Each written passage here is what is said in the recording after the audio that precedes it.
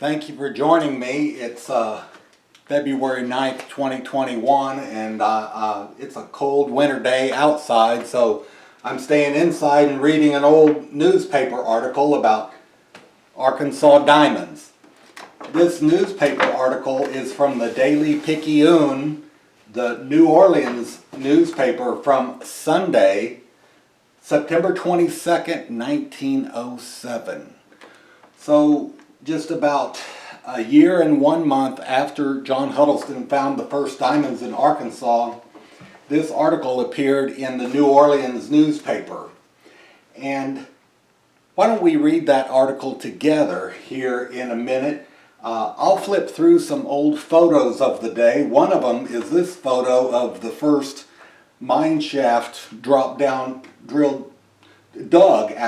hand dug into the peridotite to see how deep the volcanic material extended at what is now the Crater of Diamonds State Park. But this is a historical document, and it'll be interesting to take a look at it and see what they said. And one thing I found most interesting, if you read my book about genuine diamonds in Arkansas, I related the classic story of how John Huddleston found the first diamond.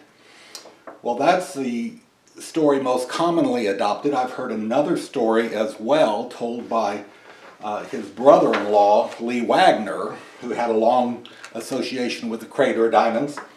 But this newspaper article, which is only 13 months removed from the actual event, tells a different story of how the first diamonds were found in Arkansas. So why don't we take a look at this article? I'll have you, instead of looking at either of us while we read, I'll have you look at some old photos of the day, and you can appreciate, what things looked like over 100 years ago when diamonds were first found in Arkansas. So my wife Cindy is going to read the newspaper article as we flip through some pictures. The Daily Picayune, New Orleans, Sunday, September 22nd, 1907. Arkansas diamonds. Cotton crops abandoned to women while men comb banks of river. Land once too poor for tilling is now considered priceless and patrolled by guards. Murfreesboro, Arkansas, September 21, 1907. Southwestern Arkansas has gone diamond crazy. The cotton crops are spoiling for want of picking. Farmers in all directions have abandoned their plows and are rushing to the Little Missouri River, from whence comes the story of the diamond finds. The harvest fields are being manned by the women, while the male members of the family are out combing the banks of the Little Missouri River in search of wealth. Everyone you meet has a pocket full of smooth crystal pebbles, which he shortly declares are genuine diamonds and refuses to part with at any price. Every day, a dozen or more farmers dash into the Murfreesboro at breakneck speed and pull up at the office of Judge Phoenix, the local diamond expert, to deposit with him a number of clear pebbles for examination, a majority of which prove to be bits of worthless crystal. But there are real diamonds in Pike County, Arkansas, and plenty of them. 2.5 miles southwest of here is the crater of an extinct volcano in which occurs peridotite, the South African diamond-bearing rock, and up-to-date more than 140 stones, running in size from 1 carat to 6.5 carats, have been found. These stones, according to the United States geologists, are of the finest quality and luster and are worth just as much as those found along the famous Vaal River in South Africa. The volcano is located on the north shore of the Little Missouri River, the core rising out of the surrounding level plain to an elevation of about 200 feet. It is covered with a dense foliage of pine and oak trees and the peculiar formation would not be noticed by the ordinary passerby. 10 shafts sunk within the radius of the cone have tapped the diamond-bearing rock, and as many more are being sunk for prospecting.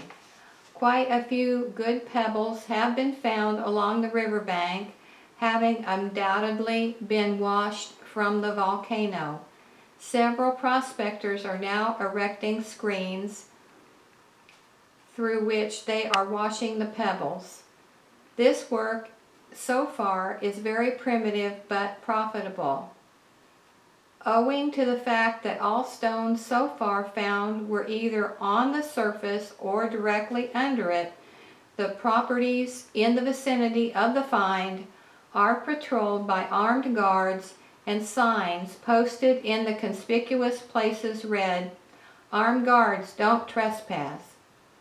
According to the geologists sent here by the government to investigate the diamond field, at some remote period the Gulf of Mexico extended as far north at the volcano in which the diamonds are found. During an eruption under the water, the sudden cooling of the molten earth together with the great pressure formed the diamonds. The story of the original discovery is of more than passing interest. John W. Huddleston, a poor Nashville farmer, 2 years ago purchased 243 acres of what was considered very poor land on the banks of the Little Missouri River for $200. About 6 months later, while planting corn, he noticed a shining pebble and, picking it up, shoved it in his pocket. He forgot about it until a few weeks later when he was at Murfreesboro trying to negotiate a loan of money. Recalling the story of his odd find to Judge Penix, a local lawyer, the latter asked to see the stone, and upon it being produced, he suggested that it be sent to Little Rock for examination. The result has already been told. Huddleston sold his $200 farm a few weeks ago for $36,000 and last week removed with his family to Arkadelphia, Arkansas, a college town. Huddleston is an illiterate man, being unable to either read or write, but he says he is going to give his children all the advantages of a college education. And that's how this article ends from the Daily Picayune, which means the petty and worthless squabbling of party politicians. That's what Picayune means, and it's a word we don't use much anymore, but it seems to be appropriate for today's petty and worthless squabbling among party politicians. But so the New Orleans newspaper back in September of 1907 was called the Daily Picayune.